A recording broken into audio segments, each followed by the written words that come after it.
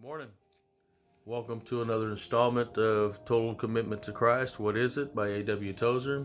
It's a little 5-page or 5-chapter, 21-page book that gives you a snapshot of what a total commitment to Christ looks like. Today we're in chapter 2, and it's titled Volitional Attachment. There's also a volitional attachment to Christ. If I'm going to follow Christ in complete and total commitment, I must do it by a continuous act of my will. A Christian who tries to live on impulse and inspiration, who hopes to sail to heaven over an undulating sea of religious feeling, is making a bad mistake. A man who lives on his feeling is not living very well, and is not going to last very long. The old writers used to tell us of the dark night of the soul. There's a place where a Christian goes through darkness where there is heaviness. God isn't going to take us off to heaven all wrapped in cellophane, looking as if we ought to be hanging on a Christmas tree. God is going to take us there after He has purged us and disciplined us and dragged us through the fire and has made us strong and has taught us that faith and feeling are not the same. Although faith, thank God, brings feeling sometimes. We used to sing, "High heaven that heard my solemn vow, that vow renewed shall daily hear."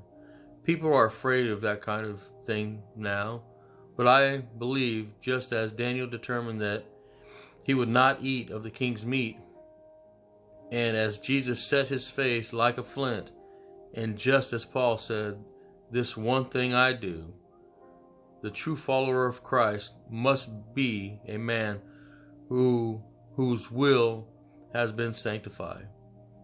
He dare not be a willless man. I never believed that when we teach the deeper life, we should teach that God destroys our will.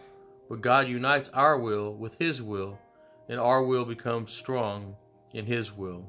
And sometimes as we go on in God, we hardly know whether it is our will or God's that is working at any given moment.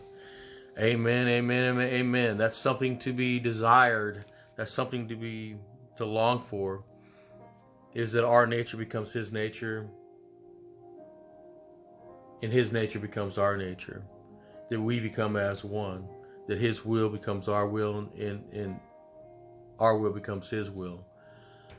Oh, what a place that is to look at any given situation in perspective, even in the day, and not know the difference, right? That we are so sanctified, that we are so cleansed, that our eyes are so pure, that our hearts are so pure, that our ears are so pure, that our perspective on everything is only the way that God sees it. Only the way that God sees it.